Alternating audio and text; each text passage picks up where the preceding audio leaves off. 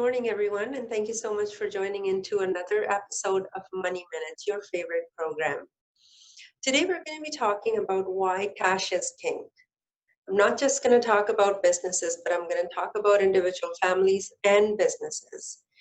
You know, during the past 25 years of me working as a financial planner, I can tell you that whenever we have this discussion with a business owner about having enough cash in your business, having enough retained earnings in your business, having enough cash flow so that if there is something that you need to purchase due to an emergency, if there is something that stops your cash flow from coming and you need to run your payroll, you need to make a purchase to run your business, a machine breaking down, an employee getting sick, or you getting sick. It's such a hard conversation because by nature, I think most businessmen are risk takers. And when it comes to these entrepreneurs taking risk, it's amazing. That's what our country is actually, the whole economy is based on people taking risk and based on businesses surviving and striving to do better. However, when you start out a business and you have a great concept and you're very passionate and excited about it, don't you want that business and that passion to go on and live regardless? And when we say regardless, we need to make sure that the business survives under any circumstances. And one of the things you need to remember is in a business, if your business requires capital expenditures or growth or machinery or leases or employees, all these things are cash related. You need to invest cash to keep your business going. So in simple form, if I can give you $1 million advice today, which any businessman should live by, okay, and that is make sure you have at least 6 months to 1 year of your monthly expenses put aside in an account which is not touched. Usually what happens is, let me take an example. So growth. Everybody wants growth. Every businessman, every entrepreneur, every company, any country, any business, what they look for is growth. Okay, my cash flow is so much. How do I take it to the next level? I have this many employees. So success is different for everybody. Some people might say, you know what, I own one building. If I own 10, that means I'm successful. I have 2 employees. If I have 20, I am successful. You know, if my investors are getting 10% return, if I can give them 20%, then I'm successful. So the definition of success is different for everybody. And if that's different for everybody, then what is the common factor? What is one common factor that every business has to have in order for them to survive and excel? And that is cash. And that's why in business world, we say cash is king and growth or risk is rotten. Okay, I have mentioned this to you. I learned that through my MBA, and this is one saying that stayed with me. I know it's an age-old saying, but for me, it was new at that point, and I kept it. So why do we say risk is rotten?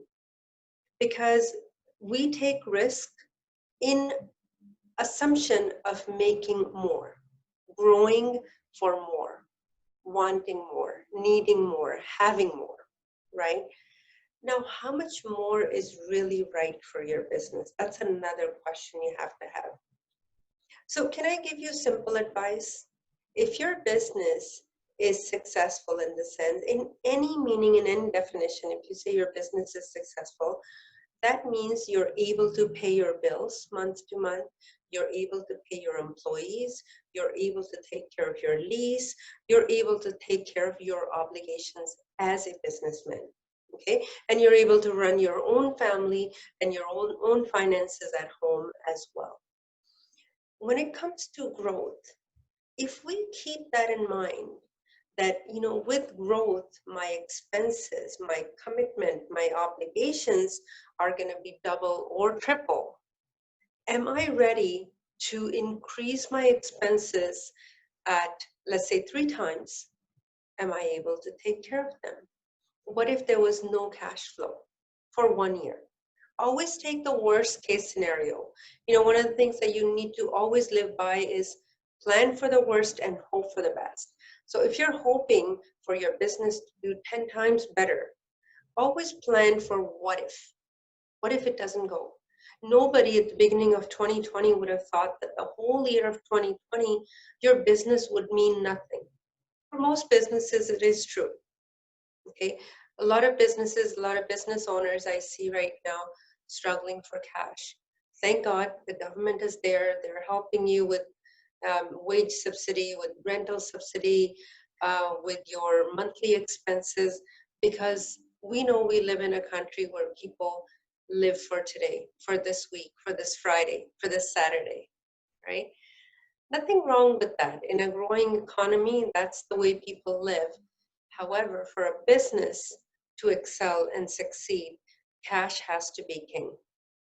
There are many, many usage of that cash, but one of the most important one is, can I survive for at least one full year without any cash flow in my business?